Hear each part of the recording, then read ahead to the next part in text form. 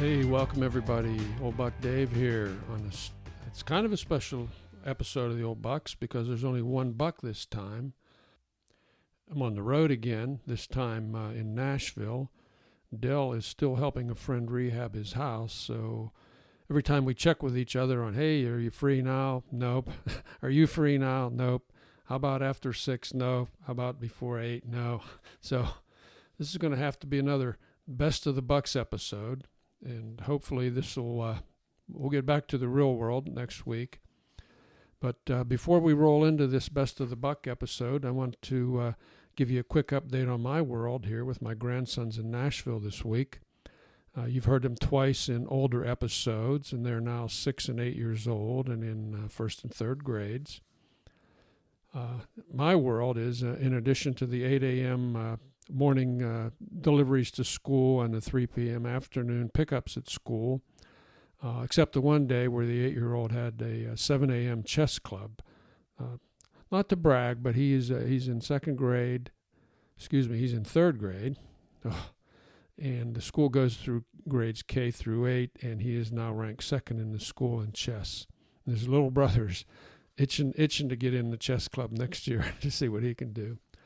So we've also had 2 violin practices this week, a violin recital today at the Nashville Cherry Blossom Festival, which was terrific, plus baseball practices and games and hockey game practice. And then there's the driveway basketball games where I'm still winless, but hopeful. So it's been quite a week, and I'm probably going to need a week to recover. But today we're going to revisit 2 of our early interviews and share excerpts of those interviews with you. The first is from our first interview with our good friend Gene, a retired sales professional. And in this excerpt from the interview, we'll share a teenage work experience we had together, and then some adult work experiences, similar adult work experiences we had. The full interview is actually Season 2, Episode 11, March 17, 2021, if you want to listen to the whole episode. Now, the second excerpt is from Season 2, Episode 26, which dropped June 30th, 2021. This was an interview with Dr. Vito, a cycling buddy of mine, and a semi-retired university professor and part-time beach trolley driver.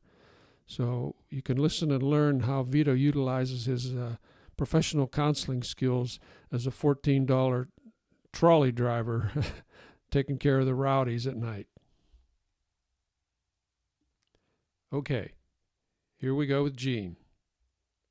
One of the jobs that I really, really remember is when we were busboys at the Twin Coaches Supper Club.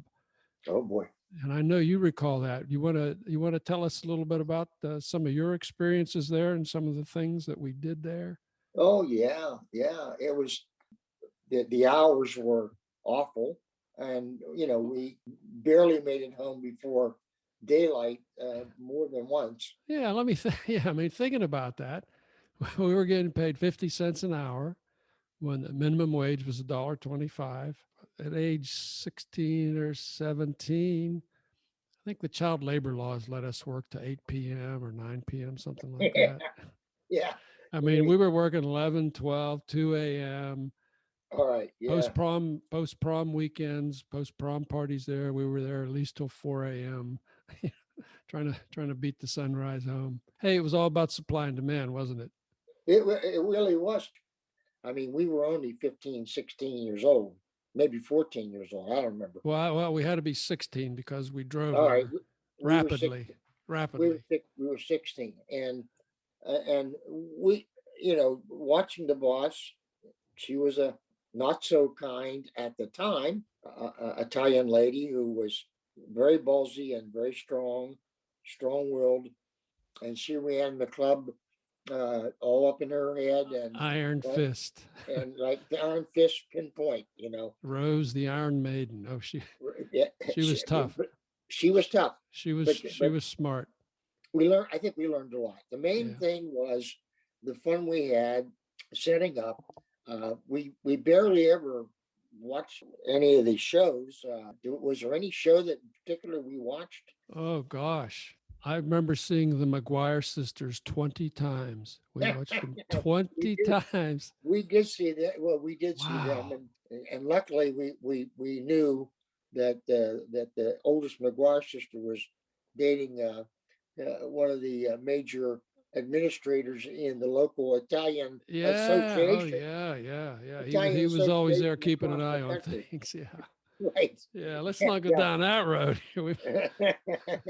No, not even worth looking at the leggy stockings they wore. That's But right. anyways, That's right. uh, Yeah. But boy, I remember but I seeing, think oh, they sang so many times. Oh gosh.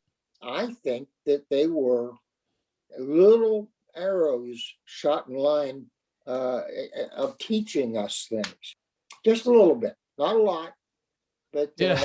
I'll maybe. give you that. I remember something I learned. And you got me in there. I know that you got me hired there because they Yeah, were, like you say, they were always looking for people. This was one of my first days there. I was in the kitchen.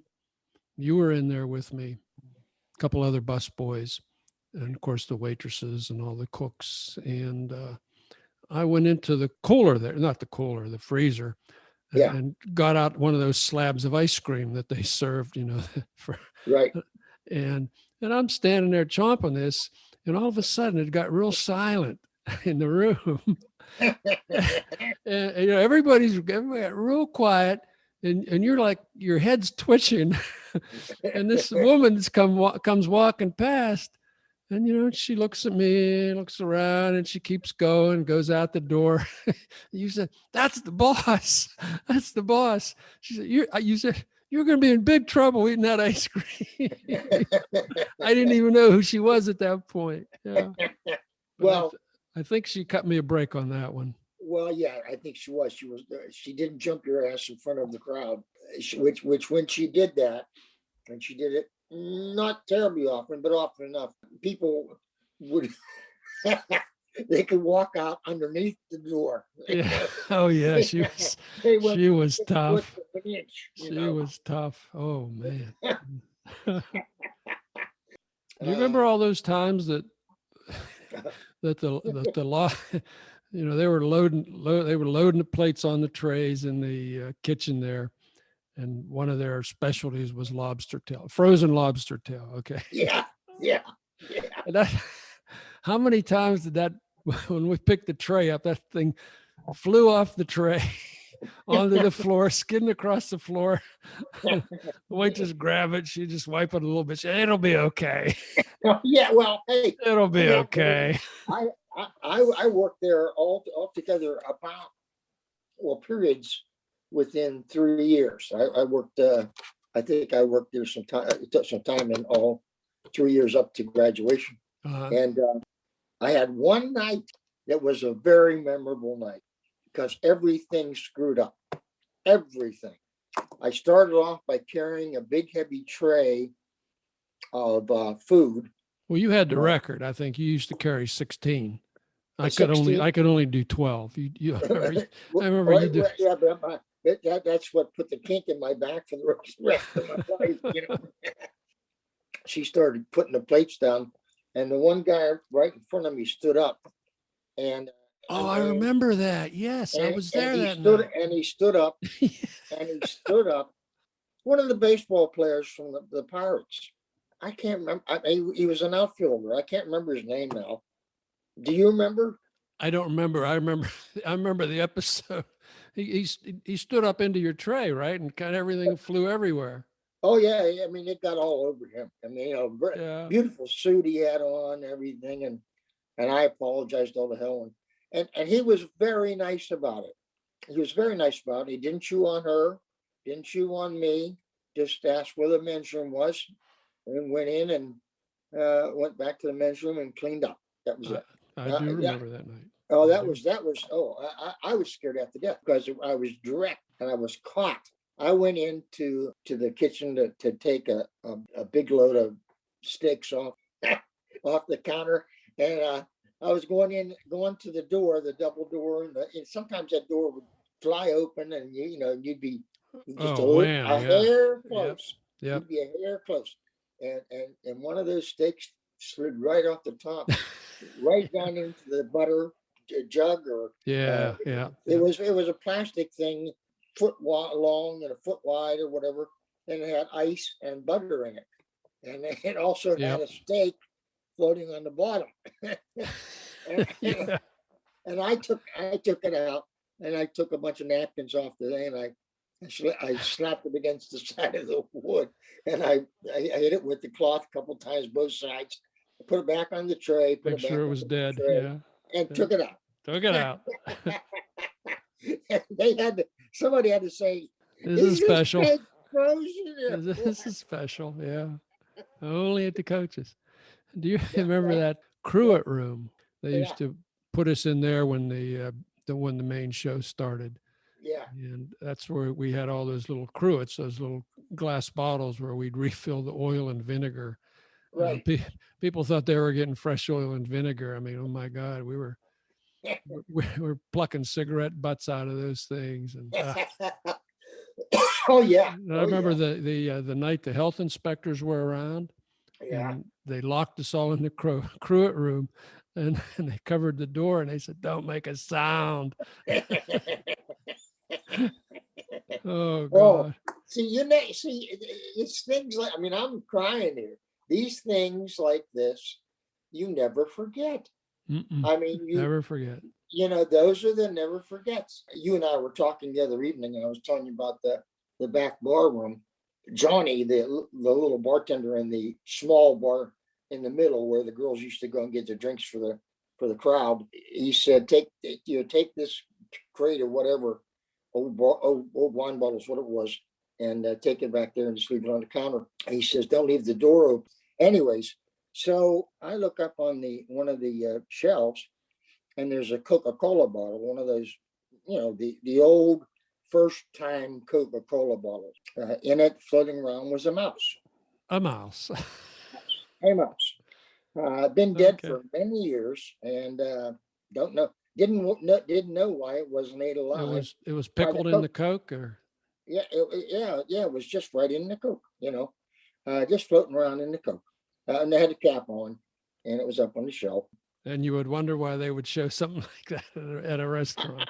I didn't know why they had that. I mean, why they kept it. I mean, because it was nauseating, sickening, Mm-hmm. But I went back out, and I asked that little guy. I said, "Oh, what's with the mouse in the Coke bottle?" He says, "You didn't let anybody in to see that, did you?" And I said, "No, I'm asking you." He said, "Well, we just got that delivered one time, and they would deliver a Coke." And I said, "And you liked it so much, you just figured you keep You it just forever couldn't for let it go. posterity, for posterity. You just keep it forever." Oh, Jesus. So what? Hey, I was going to ask you, when did you actually start your business flights overseas? You remember the year? Overseas? Oh, I'm talking gosh. about, to either the Eastern Bloc or Must have been probably mid 80s, mid to late 80s, probably. okay. I didn't get to China till probably 92, 93, somewhere Yeah, in I there. had been there, like felt like home, old 400 home. times? Huh? 400 times by then. Yeah, it was like unbelievable. But this is the only kind of funny thing I remember was Japanese Airlines, and I was with two guys. I met them on the flight. One was 6'7", and he was a buyer, and then it was his boss with him, who was like 6'5" or 6'4". I mean, they were big, tall guys, and here I am, 5'9". So they put us in this Japanese hotel where the beds were like 5'9", 5'9". Maybe I mean, like my feet were right at the end, and these guys, when they put us in the same room, their legs would be They put you in laying the down same over room. they put 3 beds beside each other or in front of each other, or I mean, they stick them on the wall if they can get away with it. These guys, their legs are dangled over the front. Wait a minute. You're in a Dangled over the front. You're in a Japanese hotel sharing a tight room with two strangers? Right. Yeah. Well, Get out. these guys are buyers, and they had a one roomer which was extraordinarily expensive for the time, but I thought, and I said, the guy said, hey, you know what, if there's enough room, you can bunk in here and we'll all save a little money. I said, okay. It was just overnight one night. They were laying with their legs over the edge of the bed, at the end of the bed, their feet on the floor. Mm. And I'm there sleeping comfortable as hell. Yeah. But anyway, that was the first time that happened to me, and the last. So did you have a favorite city over there, or? I had a couple favorite cities of the large type and of the smaller type. I loved Hong Kong. They had English speaking food places, and it was very safe. So you flew into the old Hong Kong airport? I flew into the old Hong Kong airport between the apartment suites Yes. up on the hill, and we could wave to people when we were coming through. Honestly, the first time that I flew into Hong Kong with another fellow who'd been there before, and he didn't tell me this, and you're basically banking between these apartment buildings, and you're right. I could have read the newspaper. The guy sitting out. And I looked to the guy next to me, who was flying with, and I said, well, you never warned me about this. And he said, I thought it would be best if you just experienced it without any warning. I was terrified. I thought, we're going to land? Now, you must have sat down when you landed, and you must have said to yourself, now, was that better in knowing it or experiencing it first? Yeah, it was probably better the way I did it. Yeah. If I'd have been apprehensive, well, it's like I'm not really in charge of this plane anyway. So, well, you did that, and I want to ask you one thing about it. What was the weather like? Hot and humid. Was it raining? Not that time, but I was there once when there was monsoon. Oh, that's exactly what I went through. Second time, monsoon hit, and that plane, they turned that plane sideways, and we just kept moving closer and closer and closer to one of those buildings. Mm-hmm. And finally, the guy, the pilot saw that the tail end was away, and he flipped it back up, and we landed it was like instantaneous. Oh. Instantaneously, we landed on the cement, and I thought to myself, "You gotta be kidding." Yeah, we had our departure delayed because of monsoon once. And when we did take off, there was a 747 kind of down the hillside off the end of the runway that had not been able to land properly the day before. And that's when they shut the airport down. That was a treat. You did fly in many years after, and you got to fly into the new airport too. Oh, what a difference. Yeah. Thanks very much, Gene. Talk later. Take care, man.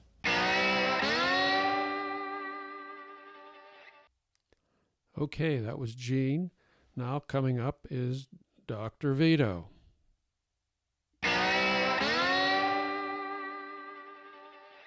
So tell me some of the things you like about the job or don't like, or some of the experiences that you've had thus far.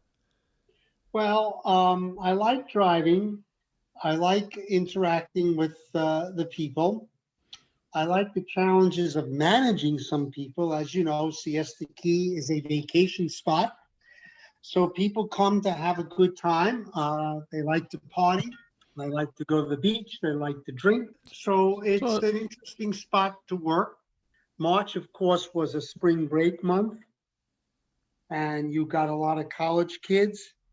And the week before and the week after Easter, you've got a lot of school-aged kids, middle school, high schoolers on vacation. And they can make for a very difficult population. They travel in large groups. They act out. They don't have masks. Have You you give had them a mask. to, yeah, have you had to use your professorial skills with any of the spring breakers? I wouldn't call them professorial skills, but I have been a licensed psychologist for God knows how many years. So knowing something about human behavior and human interaction and how to diffuse conflict situations is something Mm-hmm. that I have some experience in. Mm-hmm. But when people have been drinking, it can be difficult. The key is not to let anyone or anybody push your buttons or get under your skin. You must Mm-hmm. remain calm, give them options, maybe a brief explanation of why you are saying what you are saying and why you are asking what you are asking. Always the key is to reduce the authority, to reduce the power differential. I think we Oh, all okay. probably should agree with that. You got to always try to reduce the power differential because people get upset when you come across as saying, well, I'm in charge here. And if you don't like it, that's too bad. Okay, that's an interesting So what we say approach. is, Yeah, look, it's a federal mandate. it's The not me county against sends you. around Yeah. the county sends around spotters.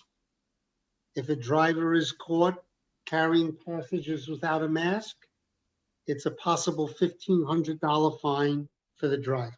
Mm-hmm. I have to assume that none of you on this trolley would want me to Have to pay a fine. have to pay a $1,500 fine. So, have you had some strange experiences thus far?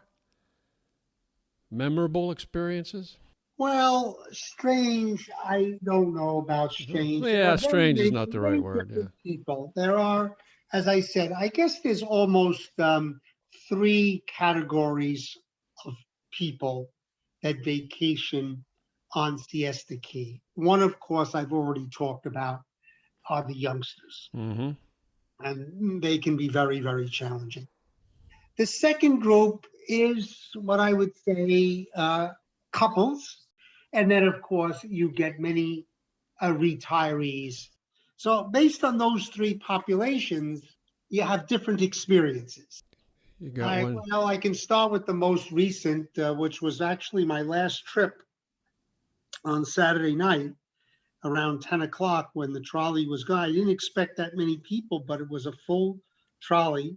Uh-huh. And I Okay. explained to them that this would be the last ride and that they had to all get off at a certain stop. And, there were people on there that were a little rowdy. Okay. And And I explained to them about the masks, about where I would be going and where I could take them and what would be the last stop. And most people were fine with that. And then there was an elderly woman sitting behind me. I assume from the Midwest. You get a lot of people from the Midwest. She got up at her stop and she said to me, she was a very kind, gentle woman. And I felt a little bad that she had to be on a bus or a trolley that was so rowdy and loud. But what could I do? And she said to me, thank you very much, sir. yeah. She said, you did a wonderful job or something like that, explaining to the people and managing the people. And I really appreciate it because I know how difficult it could be. So Yeah. I'm not a very religious person, but I don't know why I said to her, I said, thank you very much, ma'am. You pray for me. And All she said to me, right.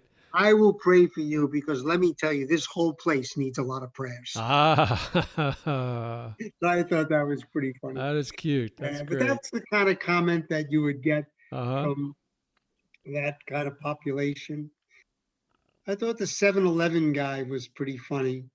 He got on at one of the restaurants towards the south end, Okay. this Right. Turtle Beach Turtle Grill. Beach. Yeah. He got on with a couple of other couples. Again, this is a category of middle-aged people. And they had come and, of course, they looked like and sounded like they had a very good time at the restaurant, meaning they had overserved themselves, if I could put it that way. Yeah. So he's 7-Eleven. Now that struck me as a little bit odd because most people who get on after coming out of the restaurant, usually want to go back to their condo. Right. Yeah. Yeah. So I figured the 7-Eleven, that was, but fine. So he says, yeah, we're going to go down to the 7-Eleven and I'm going to run in and get a case of beer and you're going to wait for me. Oh. I said, "Sir, this is not a limousine. This is not a taxi. This is not Uber. This is a public trolley. You go into the 7-Eleven, this trolley's not waiting." Not waiting. Are you even allowed to take alcohol on board? You are. I don't think there's a hard and fast rule about that. There is, if you bring a drink on board, it must have a lid on it. In other words, we don't want spillage on the Okay. trolley. Okay. Yep. Yep. That is why ice cream is not allowed. You will get a lot of conflicts about ice cream. Somebody who's just bought an ice cream, the stop in the village is right next to the ice. They got a big cup of 3 scoops of ice cream. First of all, I said, you can't bring ice cream on the trolley. Why not? I said, well, first of all, you can't eat ice cream and wear a mask at the same time. So that's number one. There you go. I'll hold it. I said, if you hold it, it's going to melt. If it melts, it goes on the floor of the trolley. Who do you think has to clean it up? Vito. Vito. And I don't like cleaning up ice cream. Vito doesn't want to do that. So that's a big one. But back to the 7-Eleven. Yeah, so anyway, a little bit down, we hit traffic. And that can happen on Siesta Key. There's a lot of traffic. Sometimes the bridge goes up, it backs up. Sometimes when the sun set and everybody leaves the beach, or at late 4 o'clock when people leave the beach. So you can get huge backups on Siesta Key and the trolley just crawls along. Mm-hmm. So this fellow who wanted the case of beer, he says, open the door. I'm getting off. He says, I'm running down to the 7-Eleven. I'm buying the case of beer and you pick me up. I said, if you're waiting at the stop, I'll pick you up. But if you're still in the 7-Eleven, I'm moving.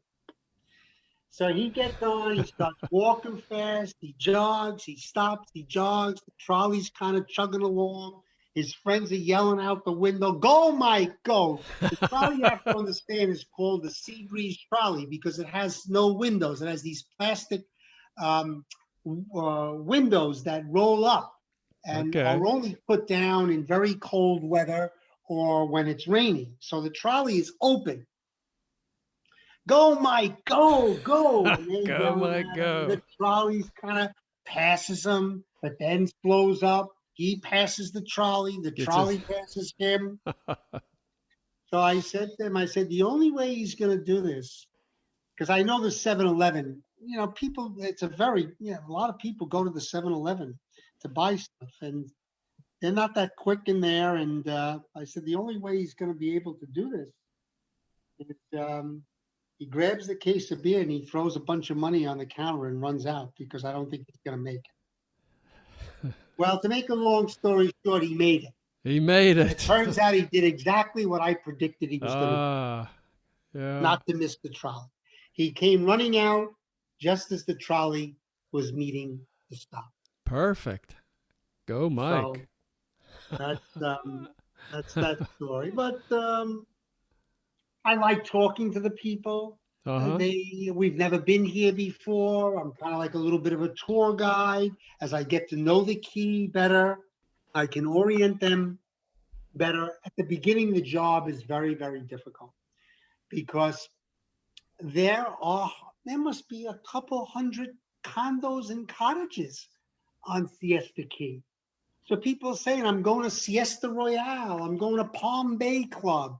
I'm going to Crescent Bay. I'm going to Tivoli. You got to learn all these things of where they are. So that takes a while, yeah. So after about 6 weeks, now I know a lot of them, but I don't know all of them. So let me say this psychologically. I'm interested in in the intrapsychic dynamics that take place doing a job like this. Because this can be a very humbling experience. It can be a humiliating experience. I think it was rather humiliating dealing with some of these kids. Most people are very respectful, not all. not at all. I say, why am I doing this job? I know why. I like to drive. I want to work a little bit. Hey, a few extra bucks is doesn't hurt. But by most people's standards, I'm a pretty successful man in a lot of ways. Successful cyclist for sure. Well, I would say successful in terms of job and career. Okay. Yeah. I would say financially secure at this point in my life. And yet I'm doing a job that pays $14 an hour that most people probably would not want to do. Mm-hmm. And I'm trying to sort out a little bit of what goes through. Now, some people ask me, are you retired? And I say, well, I'm still getting a paycheck, but I'm not working. Oh, what kind of work did you do? Then when you tell them that you were a university professor and practiced as a psychologist, they kind of have some trouble putting that together. Although some people say, I know that people do all sorts of things in retirement. Mm-hmm. Some people, Yep. fine. More interesting, I think, for me is, the internal dialogue that I have with myself. Sometimes it goes like, I'm glad I'm doing this because it helps me to identify with people making $14 an hour. How do you live? I mean, these fellow drivers that I work with, that's their livelihood. So it does help you to understand what the other America is about, as we say. I keep thinking back and saying to myself, God, I'm sure glad I got an education when I did, because my life would have been very different had I not. And then I think there are things where I feel that as I say, I come from a blue collar family, hardworking people, but they were blue collar unionized people. They did well. Okay. But in some sense, I feel that that's somehow there's a part of me of that's where I belong. In spite of all of these intellectual accomplishments that I have had, there's a part of me that says this is where I belong. Mm-hmm. And then I would say, finally, as a psychologist, it is the challenging of managing people. Especially when they're not looking at you. And As, I think, I think I can say this without identifying. I said to one driver, there was a bunch of women that got on. I think they were, what do you call that, girls' week away or something. But they had families, but they got on the trolley and they were drunk. They had coolers. They were going to Siesta Beach. They got back on the trolley. They were even more drunk. They got back on the trolley a little while later to go out to eat. They were more drunk. They got back on the trolley after eating and they were more drunk. oh boy. And they were like, kind of obnoxious in some ways, people can be very loud, but that's the way it is. We all know volume goes up when people drink. So I told one guy, I said, this group that was staying at An unnamed hotel. Yeah, they were difficult. So then the next night he comes in.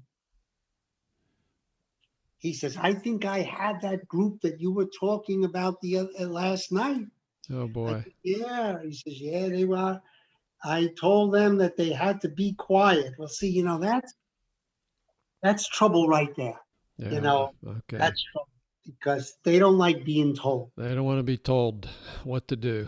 What to do. Not by the trolley driver for sure. Now, I don't know what happened, but he said as we were leaving the depot, he said, I better take an incident report with me. So what do you have to take an incident report with me? He says, I don't know if they're going to make a formal complaint against me. So I can only imagine he probably got into some battle with them. Probably more than he told you. Yep. Now he's worried that he might lose a job, right? Well, I don't know. Or be disciplined anyway. Yeah, or that he would have to give his side of the story. But as you know, from group dynamics, and this I know, you always want to use the group in your favor. Use the power of the group rather than trying to use the power of one in. Only say what are the consequences for not having it. Yeah.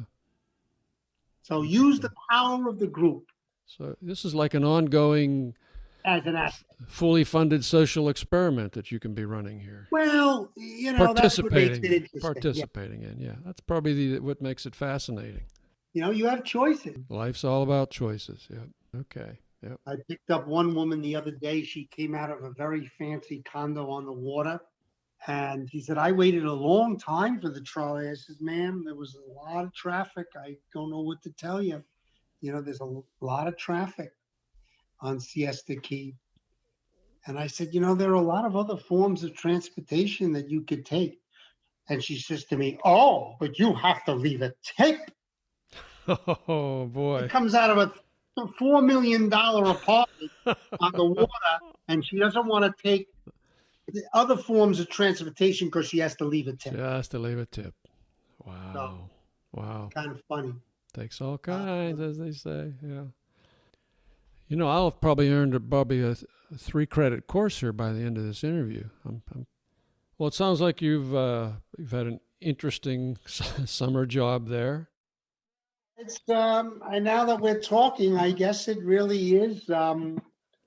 It really is an opportunity and an experience to bring the psychodynamics into everyday life. Yeah, you can put into play all the things that you know and that you teach others, and here's a chance to use it time after time after time. Okay, well, listen, you want to wrap it up here, Chief? Well, first, let me thank you for taking an interest in my in this aspect of my life here in Florida. Well, I've always enjoyed your stories, and as well as cycling with you. Thank you again very much, Vito. It's been an interesting 20 minutes or 30 minutes here, whatever we've been doing it. And all right, Daddy Dale. Okay, man. Listen, you take care. Take care, man. Thanks.